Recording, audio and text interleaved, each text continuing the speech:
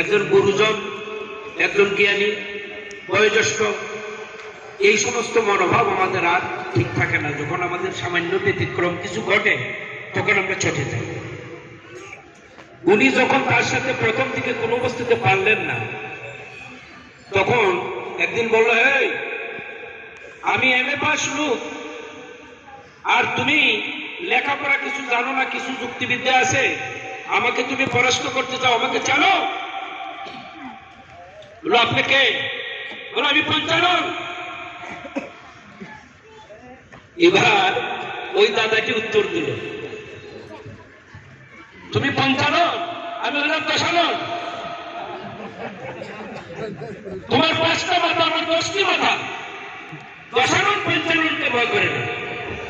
ওইখান থেকে তার ইগোতে লেগেছিল, তো লাগা স্বাভাবিক। ওই তার পিছনে লাগলো, লেগে আরেকদিন বসে থাকে, তর্ক যুদ্ধে পরাস্ত করে দিল। এই যে পরাস্ত করলো, কি দিয়ে পরাস্ত করলো? মানুষকে যুক্তি দিয়ে। এইবার পরাস্ত করার পরে ঠাকুরের কাছে গেল, পঞ্চানন্দ বলল যে আপনার এই লোক বেড়া লোকটি আমার সাথে তর্ক বিতর্ক করে আমাকে পরাস্ত করে দেয়। এইবার একদম ঠিকঠাক করে দিয়ে আসলাম।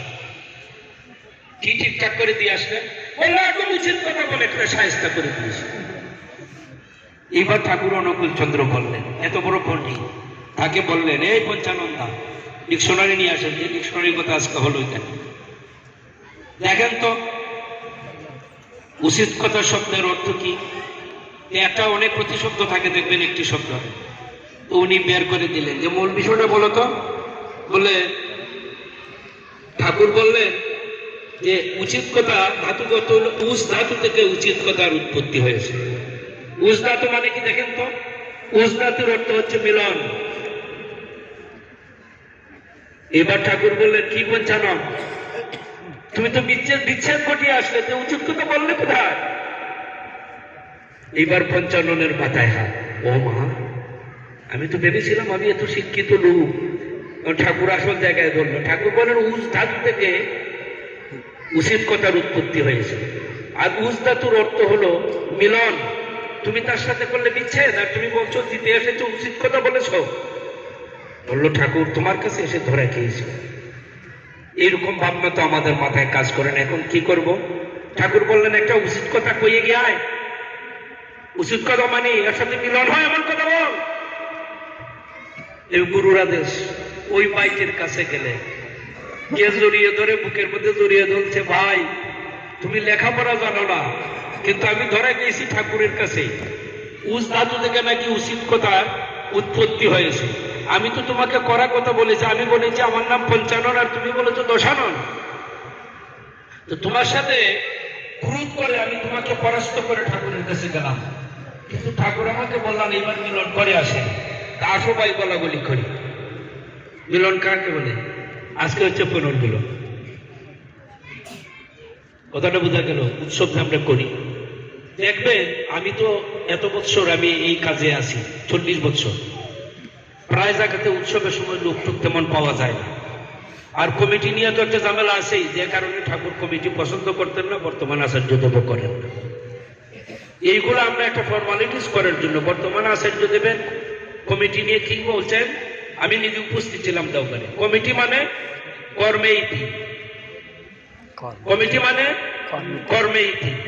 যেখানে কমিটি আছে দেখবেন হয়তো মনস্ফুত হইল না, কারণ সেবা হয়ে গেল, কিংবা কমিটির মধ্যে কেউ ভাবলো আমি সভাপতি সেক্রেটারি হবো, তিনি হইলেন সদস্য, আর কাজে তাকে খুঁজে পাওয়া যাবে না। আমার অভিজ্ঞতা, কোন নিন্দা সমালোচনা। এই কারণে আছেন যদি বলছেন কমিটি মানে কর্ম ইতি। আর এই যে যিনি পূর্বতন আচার্য ছিলেন, তিনি আলোচনা পত্রিকায় কমিটি সম্পর্কে একটা লেখা আছে, আরেকদিন সুযোগ হলে আমি আপনাদের দেব। তিনি সেখানে যে ব্যাখ্যা দিলেন, তিনি বলছেন ওই কমিটি নিয়ে যারা মেতে থাকে তারা ঠাকুর ছেড়ে চলে যায়। তার মানে ঠাকুর থেকে বর্দা এই পর্যন্ত চতুর্থ পুরুষ আর পঞ্চম পুরুষ অবির্ভাব, তারা কেউ কমিটি পছন্দ করে। তাহলে আমরা কমিটি করেও আমরা সবাইকে নিই, আমরা উৎসব উদযাপন করতে পারি না। আর কমিটি না করলে এখানে হয়তো একটা স্বল্প পরিসরে একই পাড়ার মধ্যে তারা বসবাস করেন, একজনকে হয়তো তারা মেনে নিয়েছে বিদায় এটা হয় না, এটা কোথাও তো এটা সম্ভব না। আর এইটাও কতদিন সম্ভব হয় তারও প্রশ্ন। কারণ হলো আমাদের মধ্যে যে মানমান্যতা, ওই যে ইংরেজিতে বলে টলারেন্স, যা রাজনীতিতে বেশি আমাদের প্রধানমন্ত্রী বলেন জিরো টলারেন্স, এই জিনিসটা আমাদের মধ্যে কাজ করে না।